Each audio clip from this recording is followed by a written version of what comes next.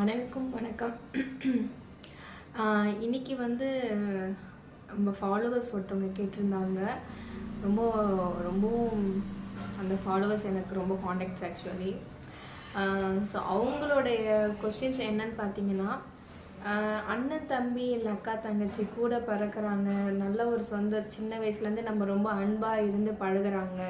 ஆனால் ஒரு காலகட்டத்தில் கல்யாணம்னு ஒன்று ஆகிடும். அதுக்கப்புறம் பார்க்கும்போது சொத்துக்கள், என் குடும்பம் உன் குடும்பம், நான் தான் உன்னோட ப்ரெஸ்டீஜில் நல்லா ரிச்சாக இருக்கணும், இந்த மாதிரி ஒவ்வொரு விஷயத்துலேயும் அந்த மாதிரி பண்ணும்போது இந்த உறவுகள் கிட்ட brothers or sisters or sisters to sisters or brothers to இந்த மாதிரி அவங்களுக்குள்ள நிறைய விஷயம் லேக் ஆகுது.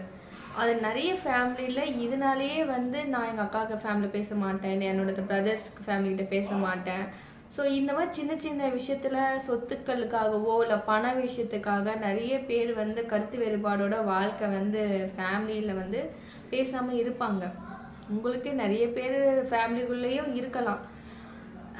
ஆனால் இது வந்து தேவையான்னு பார்க்கும்போது தேவையில்லாத விஷயம். நம்ம பிறந்து வளர்ந்தவங்க தான், விட்டு கொடுத்து போயிருக்கலாம்.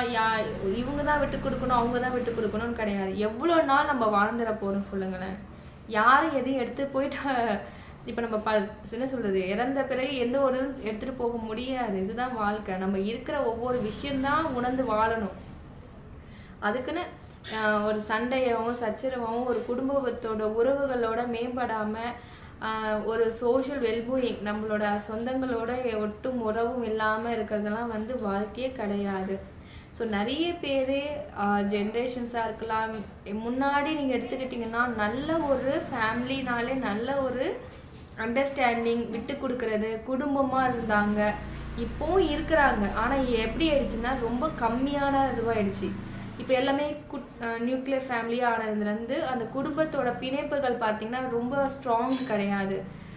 அப்போல்லாம் அப்படி கிடையாது. ஹஸ்பண்ட் ஒய்ஃப்னா கூட சண்டை வந்தாலும் விட்டு கொடுத்து போகிற தன்மை இருந்தாங்கன்னா இப்போ அப்படிலாம் கிடையாது.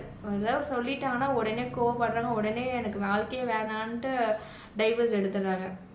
இந்த மாதிரி தான் சொந்தங்கள்கிட்டையுமே ஒவ்வொரு சிலவங்க வந்து நல்லா அன்பாக இருந்து என் தங்கச்சிக்கு நான் இதை பண்ணணும் அதை பண்ணணும்னு சப்போர்ட் பண்ணி பண்ணுறவங்களும் இருக்காங்க. ஒரு சில ஃபேமிலியில் நான் ஏன் அவங்களுக்கு பண்ணணும்னு சொல்லி தங்கச்சி எனக்கு இல்லைன்னு மாதிரி சொல்கிறவங்களும் இருக்காங்க. ஸோ ஒவ்வொருத்தவங்க ஒவ்வொரு குணத்தில் இருக்காங்க. ஆனால் நீங்கள் எந்த மாதிரி குணத்தில் இருக்கீங்க? உங்கள் கூட யாராவது சிஸ்டர்ஸ் பிரதர்ஸ் யாராவது இருக்காங்கன்னா நீங்கள் அவங்கள கேர் பண்ணுறீங்களா? அவங்க கேர் பண்ணணும்னு அவசியம் கிடையாது, ஆனால் நீங்கள் பண்ணுறீங்களான்னு யோசிங்க.